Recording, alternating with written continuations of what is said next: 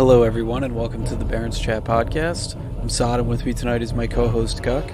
This is a podcast about World of Warcraft by two guys who play it. Also, please remember to rate and review us on Apple Podcasts. You can go to our website, baronschat.podbean.com, and you can follow us individually or as a podcast on Twitter, either at GuckyMan, at SaudyLOL, or at BarrensChatPod. Guck, it was a big week in WoW for me. I don't know about you. How did Classic go? I'm assuming you're rating probably at least 4 days a week right now, right? Yeah, we're conservatively rating 3 days a week, which is kind of crazy to think about. But it's good. It's a 3-hour raid on Tuesday, 2-hour raid Thursday, 2 hours again on Sunday. I'm enjoying it. I think it's good. The 3-day rotation on ZG, it's kind of infuriating because there are ways that you can just kind of spam it. We've got a lot of mages who are going in and they're getting a lot of gold through spamming just, I think, the Crocs or whatever it is. I don't have a mage on Classic, so I'm not sure what the strat is. But some people are getting a ton of gold through it. That's a good thing, I guess. But as a warrior, I don't get access to any sort of gold farms like that, so it's a little disappointing. But the one thing that I find frustrating with ZG is that despite having a 3-day rotation, it's still so hard to get the very specific drops that you need because, for me specifically, I'm going in for one item off of one of the bosses and the other item in the set off of the last boss. So I'm going in for Mandokir to get a sword from him and then Hakar to get the other sword to hopefully complete the set, which would give me, as a non-orc, weapon skill with swords that would put me up to, somewhat competitive meta build for Fury, because that's really just the thing. For non-meta classes, you have to either dedicate your hand slot to Edgemaster's Handguards, which gives you the hit rating you need to only need 5 to 6% hit. But I mean, on most servers, by now, the price of that item has skyrocketed into literal thousands of gold, which on Classic is ridiculous.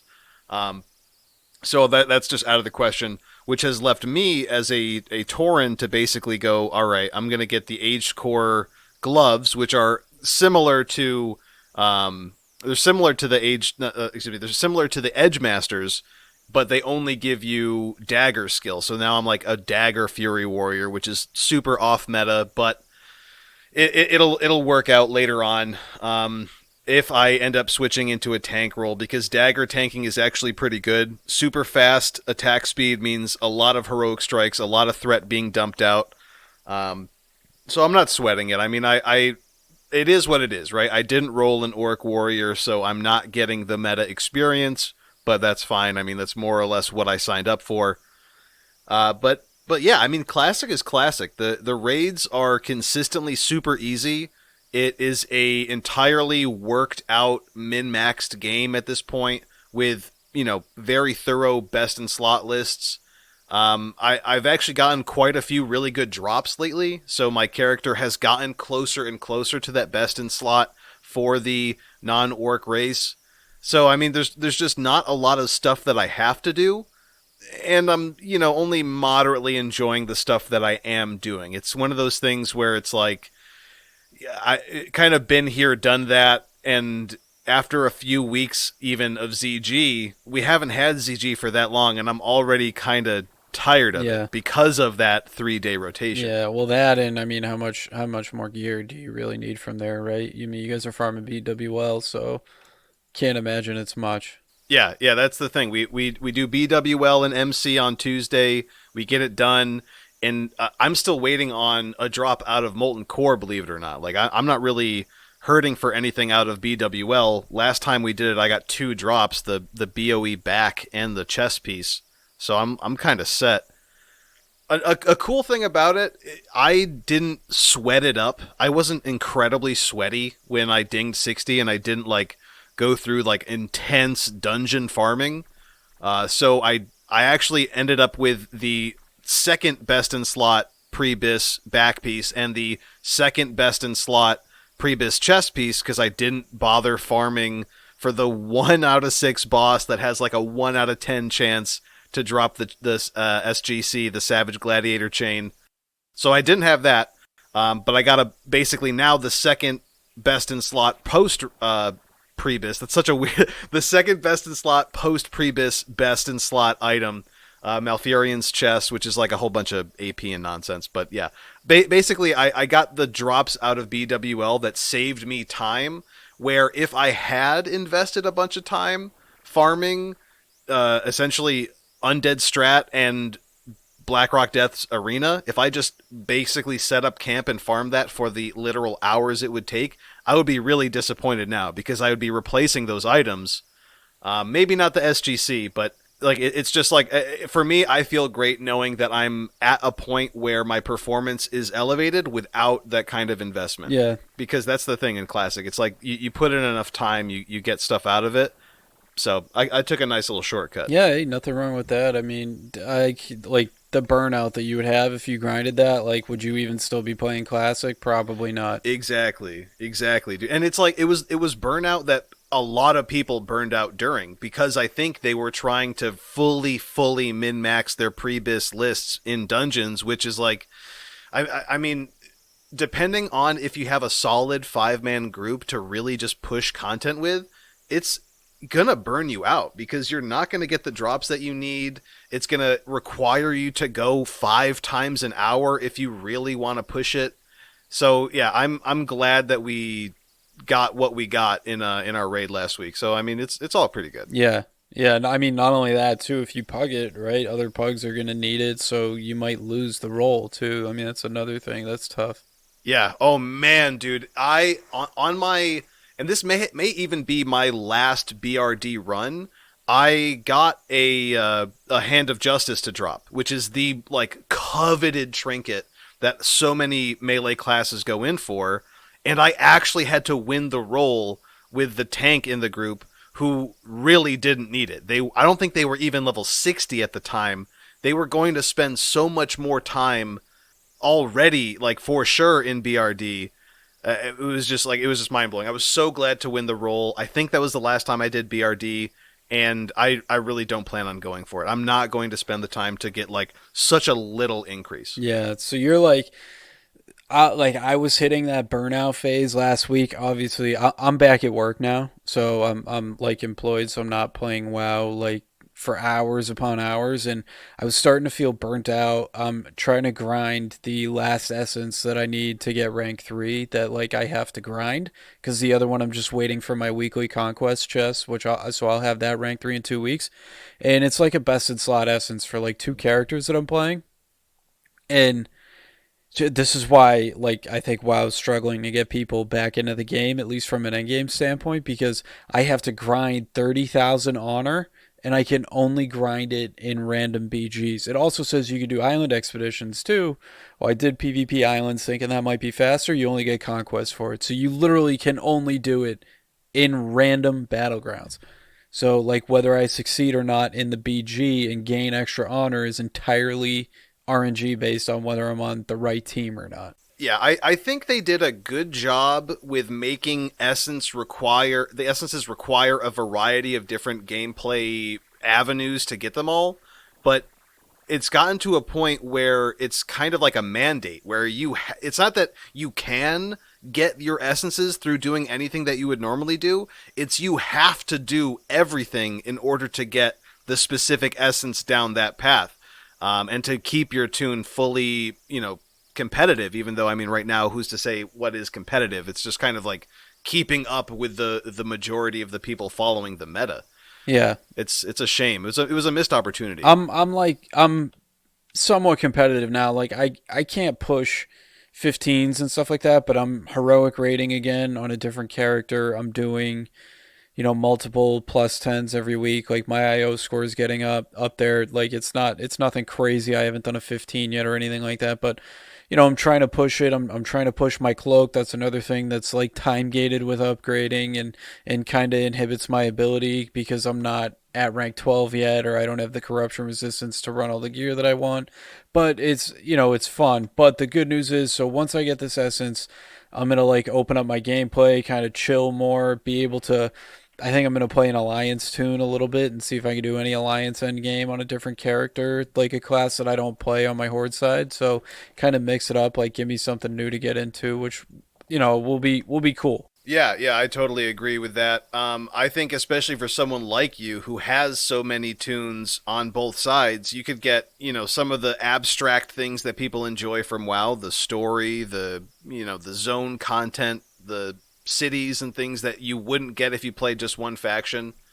And then of course, I mean the big thing which I think is really important right now, playing as many different classes and specs that you can going into Shadowlands to just see what ones you would be interested in, so that when that first big like this is the going to be the meta for the first raid, like these classes are the best casters, these are the best melee, you can make an informed decision as to which one you want to actually go in and potentially main for the new expansion. Yeah, 100%. And it's definitely a lot to look forward to. And like the big topic that we wanted to hit on today is lore going into the next expansion, right? Novel has already made a couple videos about it. He's, if you don't know who he is, he's a very like prominent lore YouTuber. He like tells stories about the lore, and he does a really good job. And like I actually watch his videos a lot. I'm not fully caught up on the WoW lore. I'm not a huge lore guy. I think you're a bigger lore guy than me,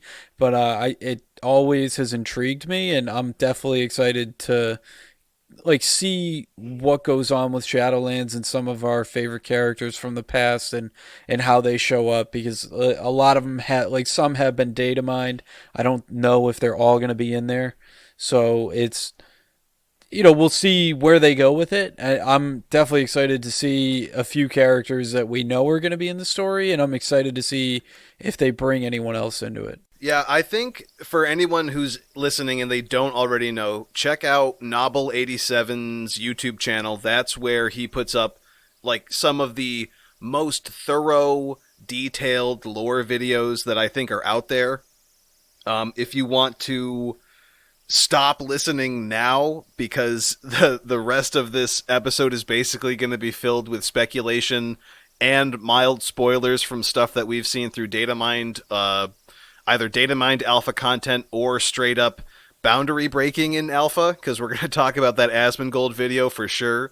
So yeah, be sure to recognize that if you don't want to get spoiled on any of that, I would dip out now, because we're going to start diving into it. But yeah, I mean, I would say the big thing that we have to work on was one of the first things that came out after the last week's episode, which was character models from the Shadowlands Alpha. A few of the big ones that are kind of expected. There's going to be Uther, who is now a Kyrian, so that's the race of people that occupy Bastion. The same race of the spirit healers who bring you back after you die, the blue-skinned angels. Uther is a Kyrian now. One of the other tidbits we found, there are two different Kael'thas models, and he is definitely in the theme of Revendreth, so he's going to be in the vampire zone. I don't know exactly where he will be in that zone. One of the models has him with the tier 3 cloak that you can get. There are different cosmetic kind of tiers. And in Revendreth, the tier 3 cloak is basically just a gravestone with chains around it, and he's got that on. So I don't know if he's going to be like subjugated, because that's kind of the theme of Revendreth, is that these are like souls that need to repent, and they're being like forcefully made to repent, or if he's going to be kind of in control of that region. We don't know, but it does seem like we're going to get some very significant lore members in every single section. Ysera, so if you remember from Legion cutscenes, Ysera, the Green Dragon, was killed. I believe it's like officially killed by Xavius. In Val'sharah, he like kills her with something, and I think it's like the corrupted tear of Elune or something like that. But essentially, Ysera is a model that we will see. That's probably going to be the Ardenweald kind of main character, lore-wise, who we're seeing to return. And it leaves some questions about Maljaraxxus, right? So Maljaraxxus is like the dreadlords, the like it looks like Frankenstein abominations and skeletons and stuff like that. Yeah, like the Scourge, right? It looks like the Scourge almost. Like the Scourge. Yeah, it's like OG Scourge stuff. But there wasn't any like specific Maldraxxus character from that data mine until I saw Asmongold's video where he actually used some exploit to kind of get through the boundary and start farsighting into different zones that they can't yet access in the alpha. One of those was Maldraxxus, and in there is a temporary placement for, I believe it's Thrall's mother.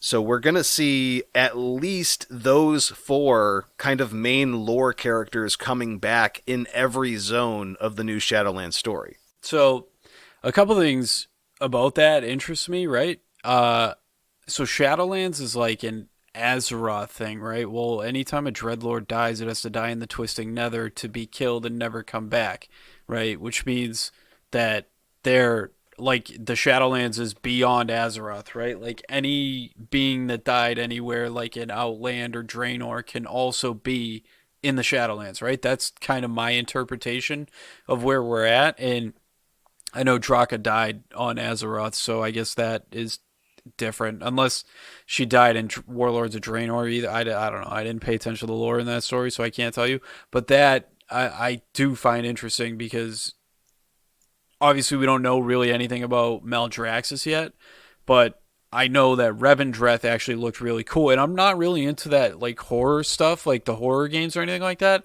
But it like the story behind it, as I was watching people play through it, looked really like enticing and like I wanted to follow along, and I'm seeing all these people read the quest text and seeing what's going on. It makes me want to play through the story and actually like read the quests instead of just going through as fast as I can like I normally do with every expansion. Oh yeah, and everyone did that in BFA because they tried to do and this is something that's cool about vanilla. Vanilla lore by and large is contained within the zone, and you kind of go through a beginning and end as you quest through that zone.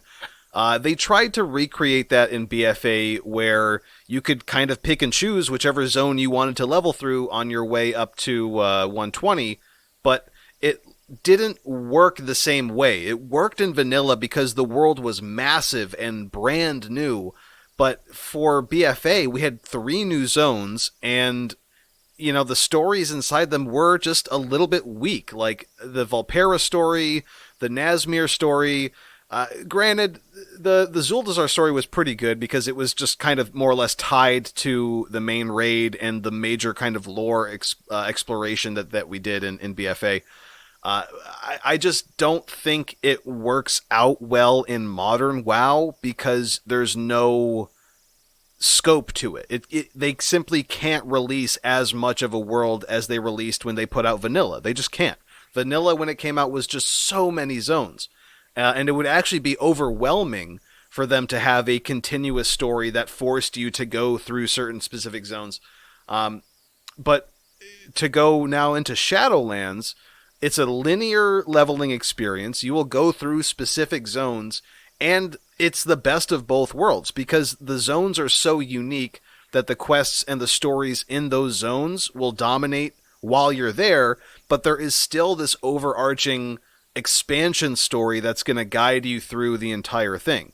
So they can include these, Uthers and Kael'thas and Yseras and these big name characters because you can actually remember them as you depart that zone. Like, I don't think anyone really remembered or cared about the Vol'dun specific characters. Like, did you remember the names of the Valpera or the snake people? Like, they just weren't significant characters, so it didn't matter in hindsight. Once you got to your max level, you're like, okay, I am the main character.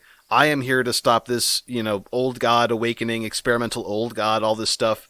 And you just kind of forgot about them. But it's impossible to forget about Uther or Kael'thas. Like, you will go through their zone and see this new chapter in their story, and that's going to last with you until you ding 60, which I think is awesome that we get to say you're dinging 60 again. And then that story will probably continue into the raid. And then hopefully, because there's not going to be as big of a split between what we've had as a war campaign and kind of like the base game story, those two things will probably be more united. And that story will continue into the 9.1 raid, in the 9.2 raid, probably into the 9.3 raid.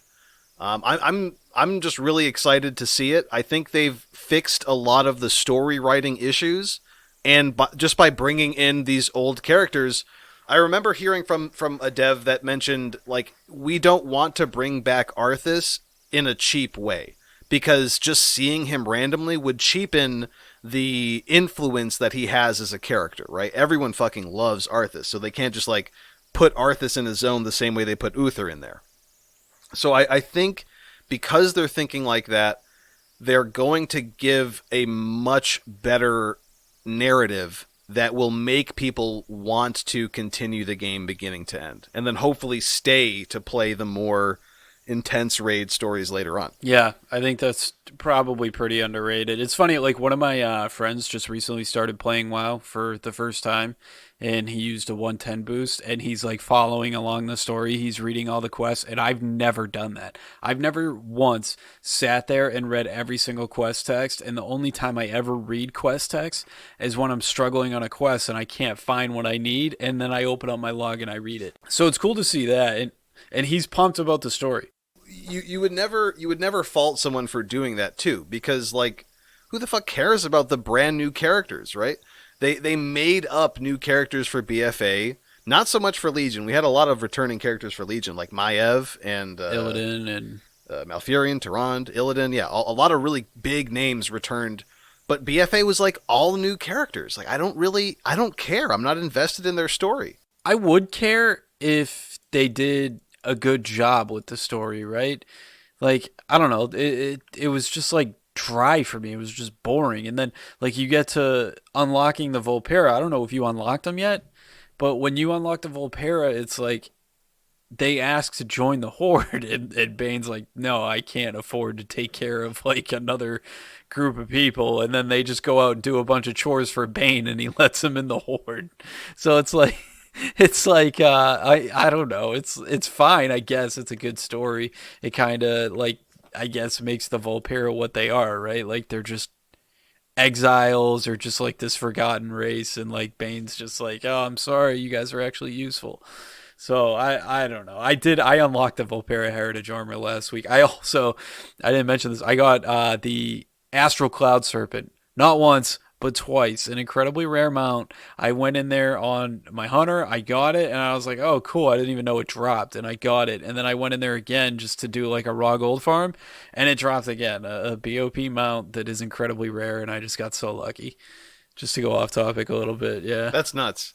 Yeah, and since it's BOP, you basically just have the reins in your inventory, right? Or did you? They're already destroyed. You Yeah, destroyed it. Yeah, yeah. isn't that crazy? I Like you know. you had to destroy Yeah. a rare mount. Yep. Yep. But it's cool, and I think honestly, like I know Uther is somehow tied into the Bastion storyline. He's one of the characters I'm most excited to see because obviously as an old Warcraft player and like Warcraft 3 especially, I love that story. I think they did such a good job with it. I'm definitely pumped to see Uther and just kind of what Bastion is because like if I don't know if you've listened to any of the content and like Bastion looks like this like holy like righteous place, but it's almost like they're like too righteous in a way, and it's like their flaw, and like they're not perfect, they're not designed to be the good guys. I guess is the way it's set up. Like at least according to the stories of people that have played it. One day, hopefully, I'll get beta access, or at least when it becomes retail, I'll be able to get into this story a little more on my own. But it does seem cool that like even though they look like the good guys, right, that they're not technically good guys. Even though Uther was this righteous human who always tried to do the right thing, you know what I mean? And it's just interesting, and like Kael'thas ended up in Revendreth. I mean, like, and it's because of like how he was on Azeroth, and I'm wondering like why is at least based off the data mining like Draka is in Maljaraxxus. Like I'm curious as to what the circumstances are that led to her being in Maljaraxxus. You know what I mean? And just seeing like why she's there, especially because it's like this place of like dreadlords, and it doesn't really seem like not that she was an evil, like she wasn't evil, but like she wasn't like necessarily good anyway. I'm not overly like educated on her lore story, but I still find that fascinating. Yeah, the caveat with that is she does have a tag of temporary placement, but her gear is so Maldraxxus. It's like green, it's got the bony, toothy elements to it, down to the weapon. So, like, she's gonna be in Maldraxxus. But yeah, I think that is a pretty curious thing to look into. But I don't know which zone we're gonna get next, either Ardenweld or Maldraxxus. But I mean, once we get alpha content, we may have a better idea. I don't know. One of the cool things to circle back to Bastion, they appear to have the highest potential for corruption.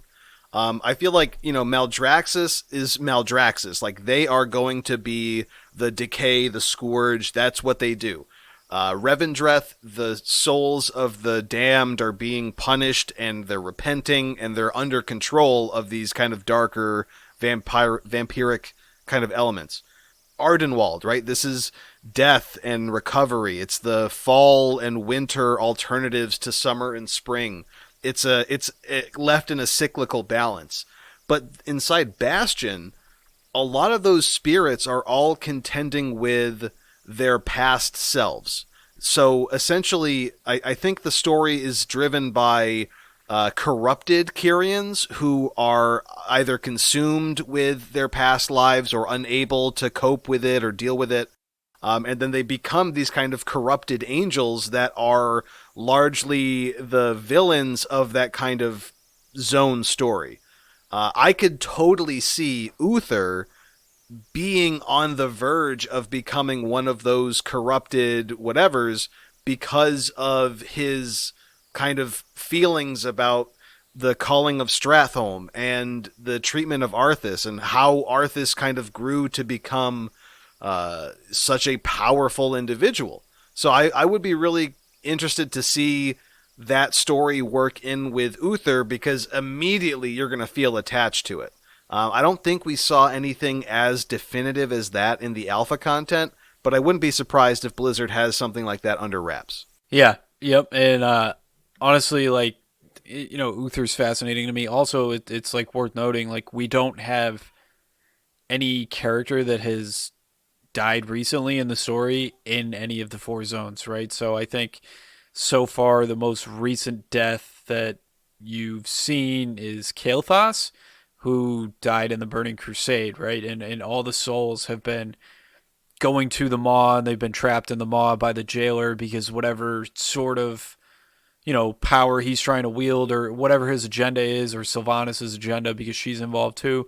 I think that is a cool and interesting story, right? And it might mean that you might run into lore characters in Torghast, right? I mean, that is a Tower of the Damned, like the jailer runs it. So it's like an interesting way to look at it like that. And like, like Varian's died recently, and like what's happened to him. Like Ysera, I know we saw her datamined model, and like Kel'Thuzad had a model, like like Hakar had one too. So all these cool models that have the potential to be in the game, they're all data mined, so it's all speculative, but it's cool to like think that these characters might have a story going forward in retail WoW. Yeah, I think the interesting, and this is again, like you said, it's all based on speculation. In Legion, right, we have Varian and Vol'jin die, but they're not going to be a part of Shadowlands, largely because of the things that we were sort of given in BFA with the whole Bwansamdi issue. But I wouldn't be surprised to see Blizzard work in a very strong causal link between Sylvanas' deal with Helya and the jailer's growing control over the Maw. Another aspect of the Asmongold video that I managed to see was that he farsighted into Helya's area. If you remember the Trial of Valor raid, the final area where you like go and kill Gwarm and then go and fight Helya, that is also a part of the Shadowlands Alpha build. So that zone is there somewhere, that little bit of Helheim. So I am pretty confident that they're going to pull in Helya to deal with that deal that we saw, because, at this point, we saw that, and it didn't really give us much closure. We saw her deal with Helya. We saw Sylvanas try to trap Aegir and fail because Gen stops her. But, those stones have been left unturned until now. So I'm curious to see when they do it. And again, this relates to Ysera, because she dies during like an Emerald Nightmare cutscene. So that's the first raid in Legion. Did she make it to the Shadowlands? Is there some different mechanism that moves her to Ardenweald? Like, is that something outside of whatever deal that Sylvanas made? There's just a lot of room for speculation. Yeah, and Helya, probably one of the more underrated raid fights in like recent WoW memory. Just such a cool fight. Yeah. Oh, yeah. Yeah. Oh, man. Moving to the two sides of the room, dealing with the back of the room and Helya at the front of the room. Just like in raid placement throughout, everyone had to be in the right place. You had to have people running orbs, and it was a good fight. For a 3-boss raid, it was a pretty nice end. So yeah, I mean, that's awesome. We're gonna see Helya again. I'm totally in on that. I thought like Gorm and like Odin too were like fine, right? Like they weren't ridiculously mechanically intensive, almost tank and spank, right? Minus a couple of moderate mechanics. Gorm, I would say more so than Odin, just because Odin had that on mythic difficulty. Himdall and Herja were actually a pretty like beefy phase to the whole fight, and that wasn't even Odin. Like, you had to fight his minions first. Yeah. But yeah. I mean, it's one of the underrated 3-boss raids, one of the underrated mini raids that we've had. Yep. And I mean, with that, I think like that's as of right now with the two zones that we have. I think that's all the lore that we really you and I can get to, because we're not like we don't read the books, like we're not like into that. But a lot of stuff to look forward to with the coming expansion. Yeah, I guess that's all we've got. I think that's it for me. Anything else you want to throw in before we close it? No, thank you for listening. Remember to follow us on social media, barrenschat.podbean.com. Rate and review us on Apple Podcasts, even if it's like mean or criticism. We'll happily take it and try to improve upon it. And also the last 2 podcasts that we've done, we've recorded live at 8:30 Eastern on twitch.tv/sod gaming. So if you want to check that out, if you want to look at our ugly faces on camera, then you can do that. Hell yeah. You can live chat with us while we're recording, and I'll probably read it. I may even give you a shout out and a response in the episode, so we'll see. But yeah, thanks again as always, and we'll see you guys next time.